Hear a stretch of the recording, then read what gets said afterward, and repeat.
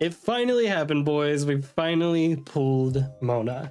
And for those of you who don't know what I'm talking about, hi, welcome to the channel. My name's Blossoms, and I've been trying to pull Mona since the game launched in 2020. It is now March 2022, and it has taken me this long to finally pull Mona. And for context, I have almost every other character in the game with an exception of a few that I am missing, but I literally pulled every other single standard banner character in the game before I pulled a singular Mona. I even have like C3 Kaching and C2 Chi-Chi, and it finally took me this long and a bunch of money, of course, to finally get Mona, but we finally got her and I'm very excited. So what are we doing today? Well, of course, we're going to be doing a build guide for Mona. I've been going over her kit and testing out some things myself, as well as referencing plenty of material. And we're going to be talking about how you're going to want to build Mona, but we're also going to be talking about how you're going to want to build her in different scenarios and situations, depending on the team that she's in, and how you're going to utilize her, because Mona's build does change, especially some of the main stats change whenever you put her in different positions on different teams. So it's very important you just kind of have that information to know in order to maximize your Mona's potential. And as you might imagine, we have a bit to talk about, so let's go ahead and get into it. So first of all, we need to know a little bit about Mona's kit, how it works, some of the important points, and we're not going to go over every single little thing here, but no, her normal attacks do hydro damage, etc. And then her E skill is a taunt, and it has two scenarios where you press it, it just puts a taunt out in front of you, and then if you hold it, you actually dash back and place a taunt, and this taunt periodically deals AoE hydro damage. It does it pretty consistently. It's got some decent scaling, and the explosion it does at the end is pretty nice as well, with a fairly long cooldown of 12 seconds as well. It's pretty solid, and it does a pretty good job at attracting some of the enemies, and it doesn't get knocked around like a certain somebody's Baron Bunny. However, the star of the show is certainly Mona's Elemental Burst. This Elemental Burst is known for showing the biggest damage numbers in Genshin Impact. If you see a ludicrous damage number in a screenshot, I can almost guarantee you Mona was involved in some way,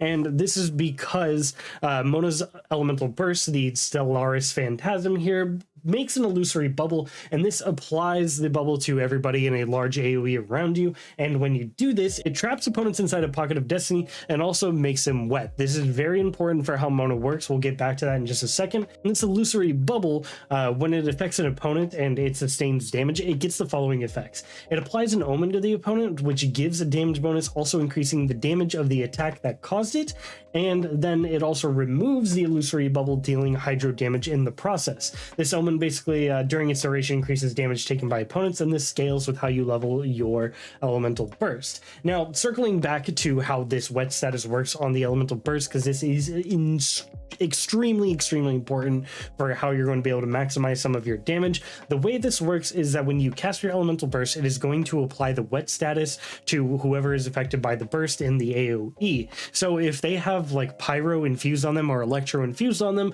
when that wet status is applied, it is going to apply whatever reaction Pyro plus Hydro makes, being Vaporize, or Electro and Hydro makes, Electro Charged. And that's very important for how you're going to want to manipulate this damage bonus, because if you clear that status above the opponent, that leaves them to be essentially a blank slate for a reaction. The most prominent example of this being what people typically do with Mona, where they just pair her and Bennett together, and basically you use Bennett to apply some Pyro, uses Elemental Burst, then you cast Mona's Elemental Burst, applying the wet status, clearing the enemy of the Hydro status and making it where they have no element over their head, and then you switch back to Bennett, you use his E skill to apply some Pyro, and then after you apply that Pyro, the illusory bubble goes off, and then damage is done by Mona's bubble. So it's a little complicated, but that is exactly how it works there. And the reason you have to do it in this order is because if you just apply the Elemental Burst, they'll have a wet status over them.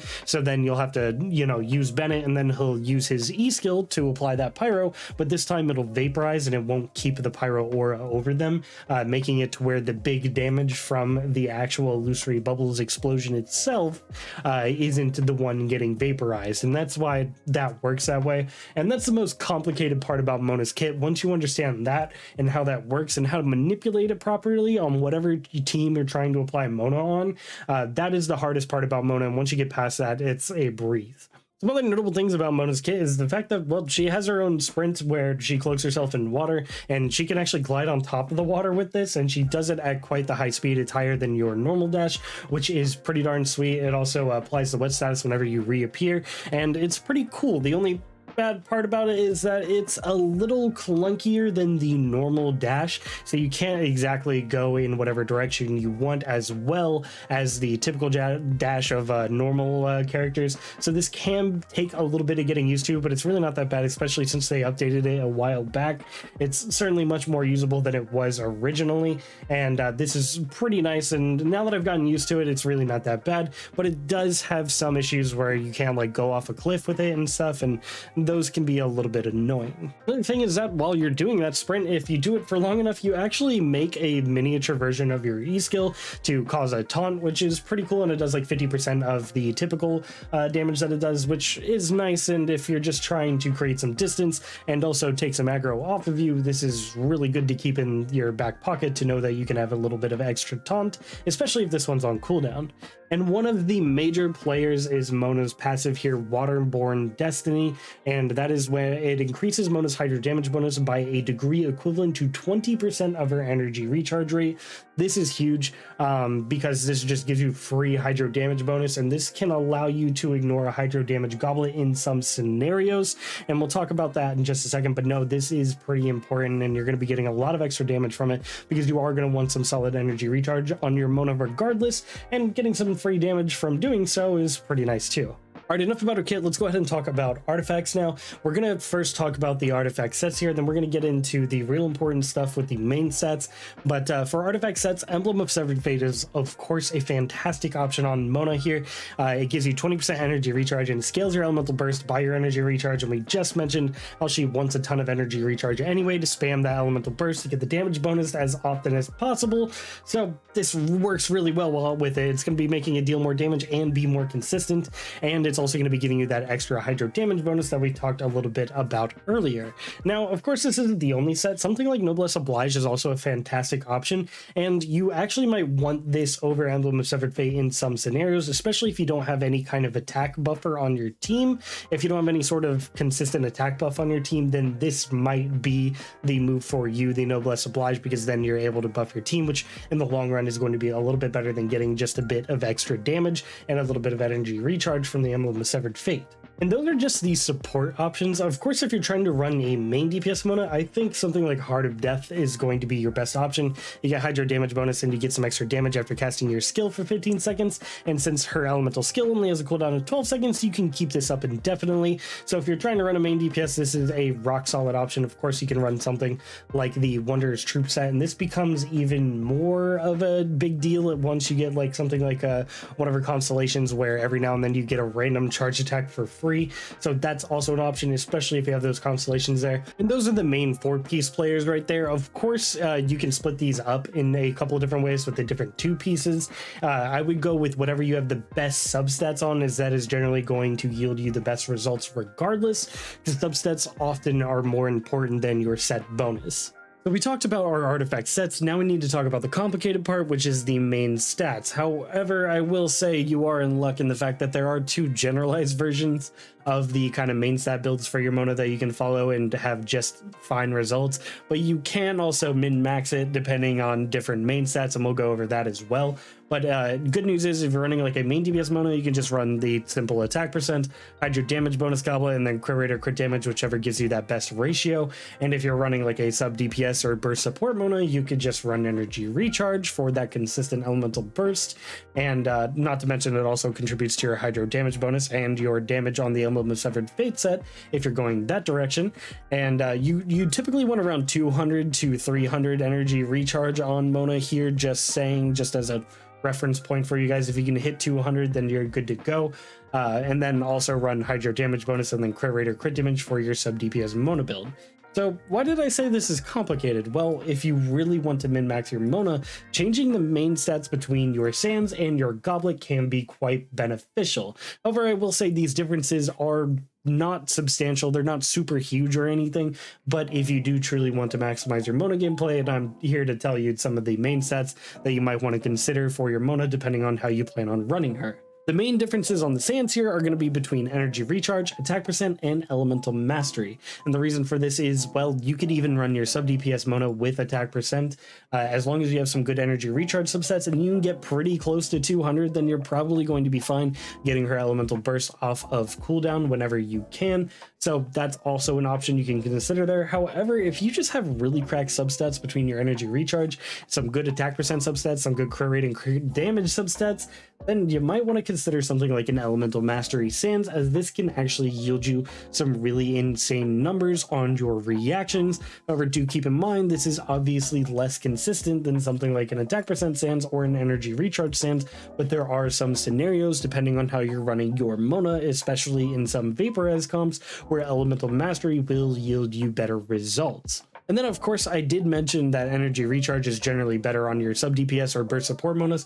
And this is because generally that Mona isn't going to be on the field for a large portion of the time. But if you plan to have Mona on the field, and if you're good at swapping your Mona to pick up her particles from her taunt, then you could also consider just having that attack percent there, because you don't need as much energy recharge. And if you're running her in something like a double electro comp, then you could obviously put attack percent here as well, because you'll be getting so much energy from electro charge reactions that you don't necessarily need to have that 200% energy recharge. So those are just things you need to consider. But at the same time, if you are running your sub DPS Mona and you're running something like energy recharge, then hydro damage bonus isn't always the best bet here. And the reason for that is, if you don't have a consistent attack buffer on your team, something like a Noblesse Oblige, a Bennett, or like a Tenacity of the Millilith or something, or somebody just giving a consistent attack buff, then in that scenario, if you don't have that on your team, then an attack percent goblet is actually going to be better for Mona, because she's already getting so much hydro damage bonus from her energy recharge sands there and just the other energy recharge substats, that you start to get diminishing returns on your hydro damage bonus here, and attack actually becomes more valuable. But even then, I do want to say that the difference between this and a hydro damage bonus goblet really isn't that staggering. It definitely is more, don't get me wrong, but the difference isn't super crazy. So if you want to keep it simple, then a hydro damage bonus goblet is just going to be easier for you. So yeah, that's why the main stats can get a little complicated, because there are areas in which you could do a different main stat that will yield you better results depending on how you're using your Mona.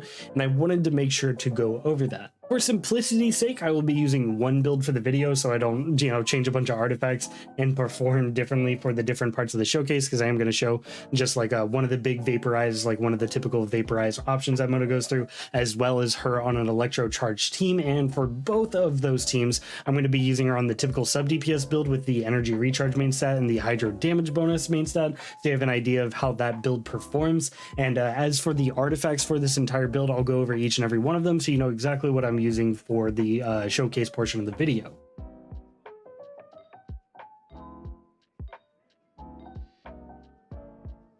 Moving on to weapons, you actually have quite a few options here. If you have any like 5 stars with crit rate or crit damage, those are of course going to be some pretty solid options here for you. But as for the differences between the 4 stars, you have a couple options. Namely, one of the best damage dealing options is going to be the Widsith. Mona can pretty much take advantage of all of the bonuses here, and it has crit damage. It's just solid all around for Mona. However, something like the Favonius Codex is also fantastic for Mona. You get extra energy recharge, and that is going to of course help your burst damage if you're running Emblem of Severed Fate, but it's also going to be helping your hydro damage bonus, and that could change some of your main stats as well. If you're getting more hydro damage bonus from the catalyst, then you might want to consider something else. That also plays into it. Of course, things like the Hakushin Ring are pretty solid for an electro charge comp, especially since you have energy recharge on that as well. Things like Solar Pearl aren't bad for the crit rate and a little bit of extra damage, especially if you plan to have her on the field a bit. And then things like the Osorn Eye aren't too bad either. If you really need to, you get a little bit of attack percent, and you get some extra energy recharge whenever you use her skill. There is also the factor that if you're trying to set up some sort of reverse vaporize with Mona or something, then Thrilling Tales of the Dragon Slayers can be a really good option for you. This one is a little bit more niche, but if you plan to have her in that kind of a support role, then this might be an option for you. Realistically, a lot of the 4-star options are very strong for Mona. My favorite one, and I think the best one, is probably the Widsith, and then right below that, I probably put the Solar Pearl and the Favonius Codex, as those are excellent options as well. And then, as I said, if you have any 5-star, especially the ones with crit rate or crit damage, those are going to be a better option than pretty much any of these 4-stars. And of course, if you're running an Electro Charge comp, then Hakushin Ring is something you might want to consider, especially at higher refinements. This buff is no joke. As for some of the team comps you can land for Mona, you actually have quite a few options. She operates well with a bunch of characters, and this one in particular is a pretty common vaporized team for Mona, where you have Bennett and Mona to do the huge damage per screenshot, Sucrose here to not only get the shred, but provide some elemental mastery, and Sucrose here is actually a little bit more valuable than somebody like Kazuha, because she's giving you elemental mastery rather than more elemental damage bonus, and since Mona already has so much elemental damage bonus, you don't really need the extra there. So Sucrose is a little bit better there, and then having Xiangling here for the continual vapes with Mona that you can perform if you get that going, get the elemental burst going, get Mona going, and that's a pretty solid vaporized composition. Not to mention, if you are running an attack percent main set on your Mona, the double pyro here for the attack percent is very, very valuable and goes a long way for Mona. As for Electro Charge comps, one of my favorites involves Miko, Fischl, and Sayu, but as I said, a lot of Electro units are going to fit here though. Somebody like Jean's also a good healer. Really any healer can fit here, and pretty much any Electro unit can fit here. The double resonance is also very good, being giving you so much more energy than you typically get, so you can get away with some lower energy recharge than you typically have in these kind of Electro Charge comps. Fischl's really good because of course the reaction damage that she does from her passive is really strong, and then I particularly like this team specifically because they have so much mobility between Mona being able to backstep and taunt with her E, Miko being able to dash back with her E skill, and then Fischl being able to get away with her elemental burst, and Sayu being able to get away with her elemental skill. It's a pretty fun way to play, and this is one of my more favorite Electro Charge team comps right now, and I've been using it quite a bit. But of course, there are also popular freeze comp playstyles, with Mona one of the most popular being the Morgana type playstyle, where it mostly involves just her and Ganyu, and then some sort of Anemo character, and then some sort of healer, which is typically going to be Diona for that cryo resonance for the extra crit rate and whatnot. Really strong for freeze comps here. Mona and Ganyu pair really well together, and then you can fit somebody like Sucrose or Kazuha, or really most other Anemo units here, and then just having Diona here for that resonance is pretty darn strong. And this team allows you to pretty much perma-freeze stuff. The Morgana comp's pretty popular, so if you want more on that specific comp and some of the variations you can have, I'm sure you can find other videos about that, but this is kind of the general formula for it. Another neat little honorable mention here is that Amber's elemental burst actually lasts the same duration as the Omen debuff, so you can actually make Amber's elemental burst deal some considerable damage, and it's pretty funny. So if you guys really like Amber, Mona is a really good pairing with her, just as a little side note there. But yeah, as I said, Mona has a ton of different pairings that she can fit into.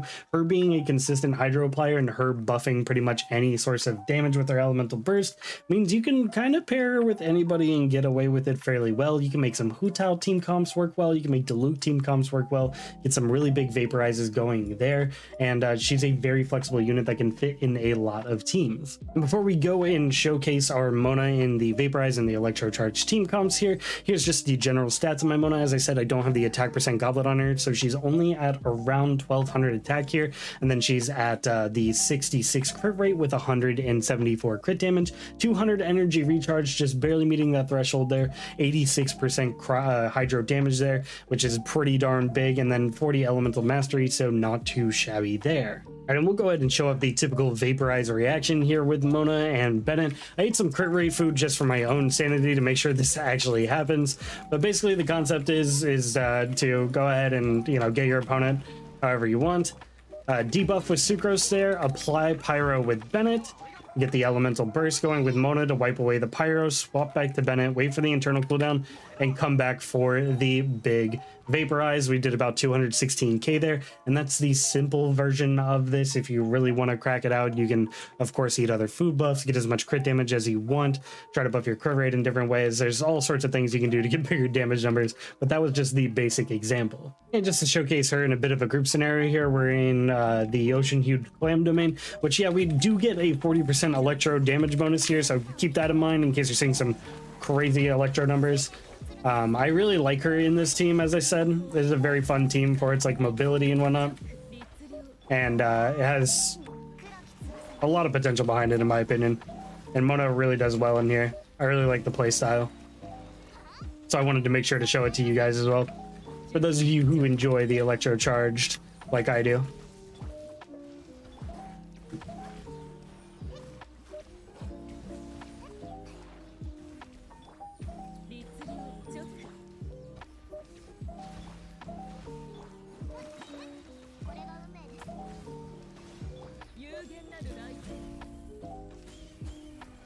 And that's what I really like about her and Yaimiko, is Yaimiko already does big damage with her elemental burst, and then being able to pair that with Mona's elemental burst can be pretty darn fun.